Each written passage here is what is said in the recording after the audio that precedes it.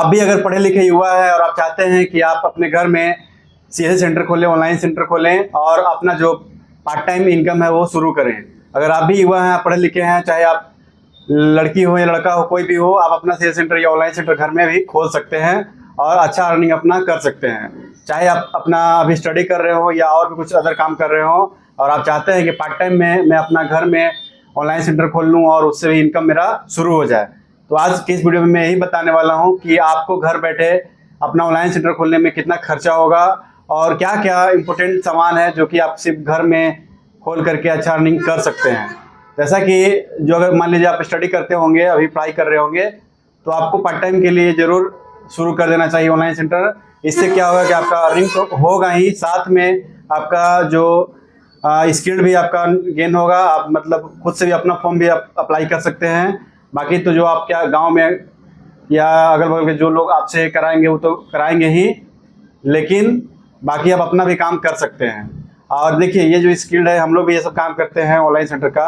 इससे क्या है कि अगर आप ये सब करना सीख गए हैं, इसको आप फुल टाइम में नहीं, आप पार्ट टाइम में ही कीजिए, मेरा अगर सजेशन रहे तो इससे क्या होगा कि अगर आप ये काम करना सब सीख जाते हैं तो आपका जो खर्चा है 50-100-200 का, वो कभी भी आपका निकल सकता है। स्टार्टिंग में भले ना हो, लेकिन धीरे धीरे जब आपका लोग जान जाएगा कि आप ऑनलाइन सेंटर काम करते हैं, ये सब फॉर्म भर लेते हैं, सारा कुछ कर लेते हैं, तो आपको 100-200 के लिए सोचना नहीं पड़ेगा। तो ये स्किल लेना ज़रूरी है आपको। तो आज के इस वीडियो में ही बताने वाला है कि कैसे आपको अपना घर में पार्ट टाइम के लिए सीएससी सेंटर, ऑनलाइन सेंटर खोलना है और खोलने में कितना खर्चा होगा, सारा कुछ मैं इस वीडियो में बताने वाला हूँ। और मैं अपना खुद एक साइबर कैफे चलाता हूँ, यानी कि सीएससी सेंटर चलाता हूँ। मुझे तो खैर ये फुल टाइम काम है मेरे लिए, लेकिन खैर ये मेरे तो फुल टाइम काम है और मैं सीएससी आईटी लिया हूँ, तो मैं सीएससी सेंटर चलाता हूँ। लेकिन मैं अपने घर में अपना जो ऑनलाइन सेंटर है वो मैं शुरू नहीं किया हूँ। मेरा दुकान से 2-3 किलोमीटर डिस्टेंस पे मेरा घर है, तो मैं वहाँ अपना सीएससी सेंटर शुरू नहीं किया हूँ, क्योंकि अगल बगल में जो कस्टमर होते हैं वो मुझे यहाँ डायरेक्ट दुकान पे भी आके काम करा लेते हैं। नहीं तो जिनको कोई काम होता है तो सुबह या शाम में आके मिलके काम को करा लेते हैं। तो मैं वहाँ भी कुछ भी सेटअप नहीं किया हूँ, लेकिन मैं आपको बताऊंगा कि आपको ऑनलाइन सेंटर खोलने में घर में कितना खर्चा होगा। और आपको बस इतना खर्चा, बस आप इतना पैसा रख लीजिए और अपने घर में पार्ट टाइम के लिए ऑनलाइन सेंटर शुरू कर दीजिए। तो आपको मैं यहाँ पे जितना पॉइंट दिख रहा होगा, ये पॉइंट को मैं अच्छे से डिटेल से बताऊंगा आपको कि ये सारा कुछ करने में कितना आपको खर्चा होगा। ये जो वीडियो मैं बना रहा हूँ ये सिर्फ घर में ऑनलाइन सेंटर खोलने के लिए बना रहा हूँ, तो मैं अच्छे से सोच विचार के ये वीडियो लाया हूँ कि आपको घर में ऑनलाइन सेंटर खोलने के लिए कितना खर्चा होगा, क्या क्या आपको स्टार्टिंग में सामान लेना चाहिए। तो आप ये वीडियो को अच्छे से वॉच कीजिए और एक एक पॉइंट को अच्छे से मैं डिटेल में समझाऊंगा कि आपको कितना खर्चा होगा, और वीडियो के लास्ट में बताऊंगा कि टोटल आपको इतना बस पैसा होना चाहिए अपना सीएससी सेंटर शुरू करने के लिए। क्योंकि कि मैं इतना जो पॉइंट है वो पॉइंट आपके लिए बहुत ही इंपॉर्टेंट पॉइंट लेकर आया हूँ, ताकि आप अपना जो घर में ऑनलाइन सेंटर खोलना चाहते हैं वो आप घर में खोल सकते हैं। और मैं बहुत अच्छे से सोच के मतलब जो ये पॉइंट है वो लाया हूँ, ताकि एकदम घर में जो खोलना चाहते हैं उन्हीं के लिए वीडियो है। चाहे आप घर में अपना सीएससी सेंटर चला रहे हो, गाँव में चला रहे हो, अगर आप चाहते हैं कि ये मेरा पार्ट टाइम काम रहे और इसके साथ साथ मैं स्टडी करते रहूं या और भी जो काम है वो करते रहूं, तो आप कर सकते हैं। उसी हिसाब से मैं अपना एक प्लान तैयार किया हूं। तो बस आपको इतना पैसा रख लेना चाहिए और अपना घर में ऑनलाइन सेंटर शुरू कर सकते हैं। चलिए बिना किसी तरीके के वीडियो को शुरू करते हैं। और अगर आपको सीएससी सेंटर, ऑनलाइन सेंटर का घर बैठे काम सीखना चाहते हैं या साइबर के रिलेटेड कोई भी जानकारी लेना चाहते हैं, तो आप मेरे चैनल को सब्सक्राइब जरूर करके रखिए, क्योंकि मैं इस तरह की वीडियो चैनल पे लाते रहता हूँ। आप मेरे पिछले वीडियो भी जाकर देख सकते हैं कि मैं इसी रिलेटेड वीडियो चैनल पे लाता हूँ। अभी तक मेरे चैनल को सब्सक्राइब नहीं किया, मेरे चैनल को सब्सक्राइब जरूर कर लीजिए। तो सबसे पहले बात करते हैं रेंट। तो अगर आप घर में अपना सीएससी सेंटर चला रहे होंगे, तो घर में अगर चला रहे होंगे तो आपको तो अपना घर है, तो आपको रेंट देने की यहाँ पे ज़रूरत नहीं है। तो रेंट में तो आपको 1 रुपये भी कोई खर्चा नहीं होने वाला है। तो यहाँ आपका जो खर्च है वो 0 रुपये होगा। बिजली बिल भी आपका जो है वो घर में ही काउंट हो सकता है। आप एक दुकान में नहीं, आप अपना रूम में ही ये शुरू कीजिए। अगर दुकान में आप शुरू करते हैं, घर के अगर मान लीजिए दुकान है, तो उसका आपको अलग से बिजली बिल लेना पड़ेगा, तो आप अपने रूम में ही शुरू कीजिए। तो इसमें भी आपको घर में ही जो रेंट है उसमें ही बिजली बिल में इंक्लूड हो जाएगा, इसमें 0 रुपये खर्चा होगा। अब बात करते हैं तीसरा पॉइंट में, फर्नीचर। आप यहाँ पर देख सकते हैं कि फर्नीचर में कितना खर्चा होगा। तो फर्नीचर में भी आप चाहे तो इसमें कोई खर्चा नहीं होने वाला है। आप घर के कोई भी स्टूल होता है, आप छोटा मोटा जो स्टडी चेयर सब भी होगा तो आप वहाँ भी यूज कर सकते हैं। नहीं तो आप देख रहे होंगे कि घर में अगर गांव में जो लोग बनाता है अपना घर तो रेक टाइप का घर बनाता है, जहाँ पे रेक रहता है 3-4 जो लेयर का होता है, तब वहाँ पे भी अपना सिस्टम को रख करके और वहाँ से भी काम शुरू में कर सकते हैं। क्योंकि आप पार्ट टाइम काम कर रहे हैं, अपना दुकान नहीं है, तो जरूरी नहीं है कि आप फर्नीचर पे अपना खर्चा करें। मेरा जो है मानना है कि आप अगर वो सुविधा है तो आप जरूरी नहीं है कि आप फर्नीचर पे कोई खर्चा कीजिए, तो आप इस पर भी कोई खर्चा नहीं कीजिए, इस पर आप 0 रुपया रखिए। अब बात करते हैं लैपटॉप और पीसी। लैपटॉप और पीसी में कितना खर्चा होगा। सबसे पहली बात करते हैं कि किसको लैपटॉप लेना चाहिए और किनको पीसी लेना चाहिए। पीसी मतलब हुआ कि मॉनिटर मतलब आपका सामने एक जगह पर रखा हुआ रहेगा, आप वहाँ पे काम कीजिएगा। तो मॉनिटर उनको लेना चाहिए जिनका इन्वर्टर घर में हो, इन्वर्टर की सुविधा हो तभी आप मॉनिटर लीजिएगा। अगर लाइट का सुविधा सही से नहीं होगा, लाइट आता जाता रहता होगा, तो आप लैपटॉप ले लीजिए। आप लैपटॉप ले लीजिए और लैपटॉप का जो प्राइस है वो आप मेरा मानिए तो सेकेंड हैंड लैपटॉप स्टार्टिंग में लीजिए, और सेकेंड हैंड भी बहुत अच्छे से देख करके लीजिए। तो जो आपका लैपटॉप में जो खर्च होगा अराउंड फिगर सेकेंड हैंड में मैं आपको दिखाता हूँ। आप यहाँ पे देख सकते हैं, ये मेरा सेकेंड हैंड लैपटॉप है और मैं इसके 1 साल से यूज कर रहा हूँ, और ये मेरा बहुत ही अच्छा लैपटॉप है। कितना मैं लिया था वो भी मैं बता दे रहा हूँ। तो ये जो मेरा लैपटॉप था वो लगभग 14 से 15 हज़ार के बीच में स्टार्टिंग मतलब मुझे वो पड़ा था, और 1 साल से मैं इसका यूज कर रहा हूँ। बहुत अच्छा ये लैपटॉप है। और एक लैपटॉप और आपको, एक लैपटॉप यहाँ पे आप देख सकते हैं, ये मेरा 56 हज़ार का लैपटॉप था, नया लैपटॉप था। लेकिन दोनों लैपटॉप मेरा वही काम कर रहा है, तो मेरा मानना है कि आप नया लैपटॉप ना लीजिए। आप अपना घर में अगर आप अपना घर में शुरू करना चाहते हैं तो आप सेकेंड हैंड लैपटॉप लीजिए। अच्छा अथी में देख करके ये लैपटॉप ले सकते हैं। तो आप समझ ही चुके होंगे कि आपको लैपटॉप और पीसी मतलब किनको लेना चाहिए। अगर पीसी आप लेते हैं तो आपके घर में इन्वर्टर की सुविधा होगा तभी आप पीसी लीजिएगा, अन्यथा आप लैपटॉप ही लीजिएगा। अगर लाइट आने जाने की सुविधा रहेगी तो आप लैपटॉप लीजिएगा। 1-2 घंटा भी चार्ज कर लेते हैं तो लैपटॉप 2-3 घंटा आपका चल जाएगा। तो लैपटॉप जो अगर सेकेंड हैंड लेते हैं तो अराउंड फिगर आपका 12,000 से 15,000 के बीच में अच्छा लैपटॉप मिल जाएगा। सेकेंड हैंड लैपटॉप भी 12 से 15,000 काफ़ी होता है। आप इतना रेंज में अपना सेकेंड हैंड लैपटॉप ले सकते हैं। अब बात करते हैं कीबोर्ड। तो कीबोर्ड आपको अराउंड फिगर अच्छा से अच्छा में एवरेज जो होगा वो इसमें आपका 400 रुपये खर्चा होगा, 4 से 500 रुपया। इसमें 4 से 500 मान लीजिए। माउस जो है आपका, माउस लेने में अच्छा अगर HP का लेते हैं तो 350 रुपये से 400 रुपये में आपको ये माउस मिल जाता है।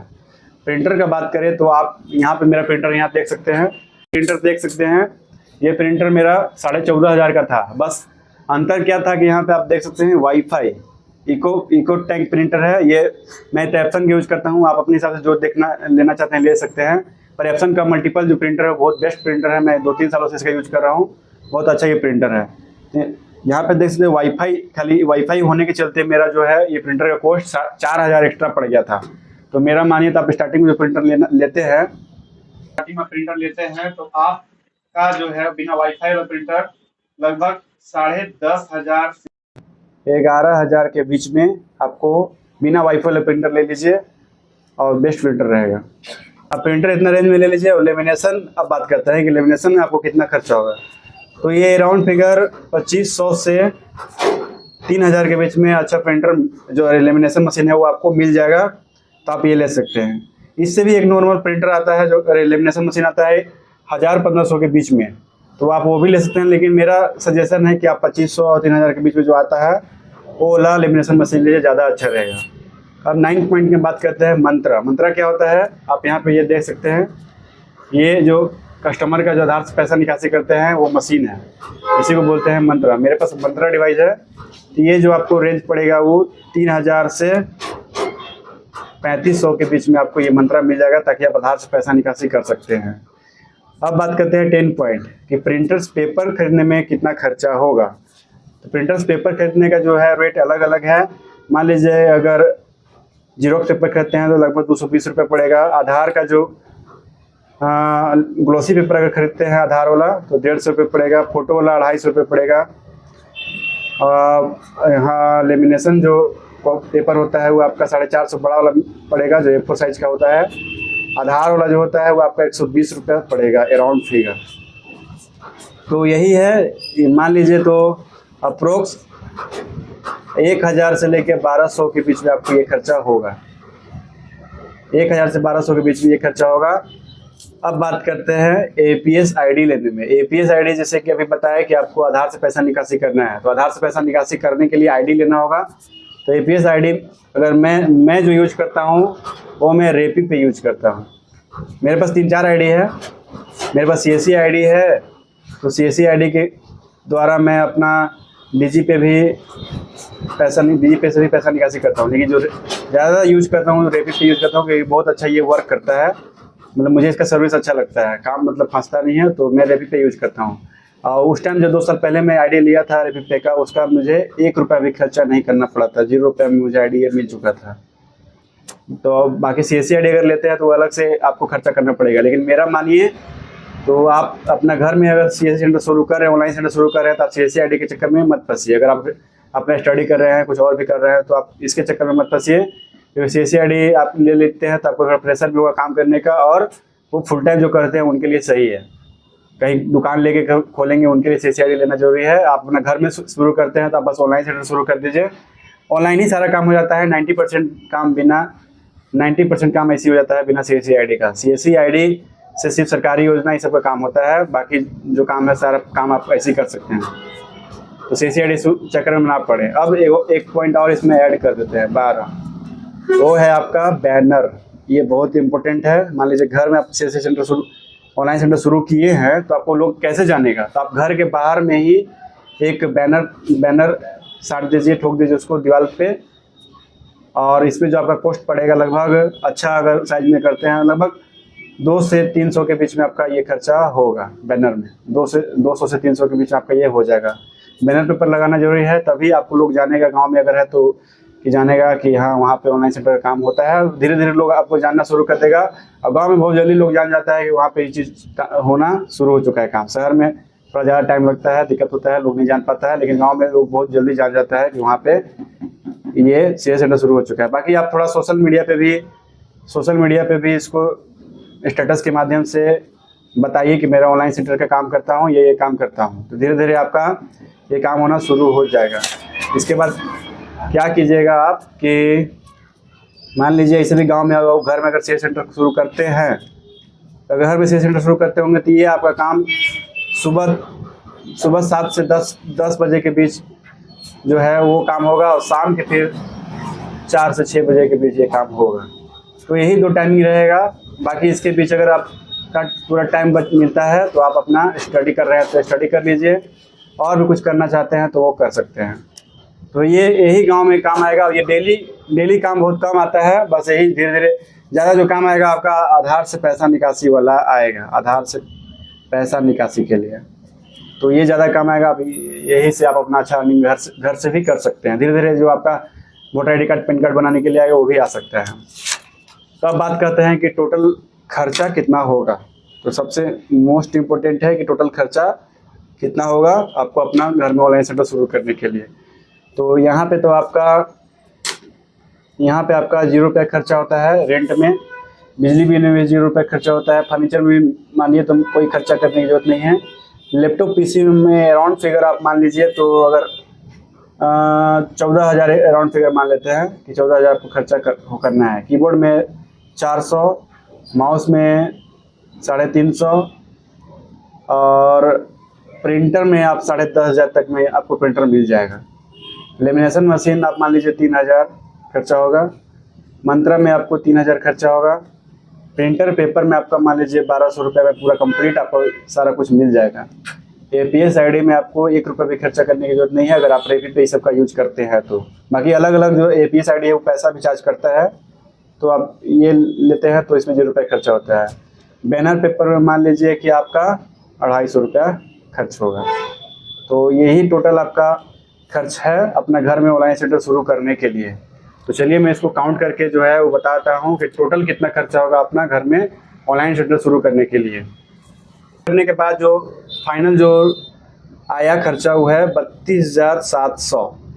तो अराउंड फिगर आप मान लीजिए कि स्टार्टिंग करने के लिए इतना आपको यहाँ पे देख चुके हैं कि टोटल आपको सामने दिखा चुके हैं लाइव कि कितना किसमें क्या खर्चा होगा। तो 32,700 ऐसे आ रहा है। पर आप एवरेज जो खर्चा है वो एवरेज खर्चा मान लीजिए कि आप 30K से लेके 35K, यानी कि ये 30,000 से 35,000 के बीच का बजट रख लीजिए, ठीक है। और अपना घर में अपना ऑनलाइन सेंटर जो है वो शुरू कर सकते हैं। बस ये 30,000 से 35,000 का अगर आपके पास बजट है तो आप अपना ऑनलाइन सेंटर शुरू कर सकते हैं। सारा सेटअप मैं बता चुका हूँ, जो भी स्टार्टिंग में जो खर्चा होगा और जिस पे आपको खर्चा करने की ज़रूरत है, बस आपको इसी पे खर्चा करना है। तो आप अपना हिसाब से देख लीजिए। तो आप देख चुके होंगे कि घर में आपको ऑनलाइन सेंटर खोलने के लिए कितना खर्चा होगा। आपका एवरेज इतना ही खर्चा होगा। आपको लगता है कि और भी कुछ में खर्चा करने की ज़रूरत है तो आप कमेंट करके बताइएगा। लेकिन जो मैं जहाँ तक जो ज़रूरी है वही सामान पे मैं फोकस किया हूँ। तो आपका स्टार्टिंग 30 से 35,000 के बीच में आप खर्चा करके अपना ऑनलाइन सेंटर शुरू कर सकते हैं। तो आप इतना बजट रख लीजिए, अपने घर में ऑनलाइन सेंटर शुरू कर दीजिए। अगर आप स्टडी करते हैं, कुछ भी करते हैं, तो आप पार्ट टाइम के लिए अपना इनकम शुरू कर सकते हैं अपने घर से भी।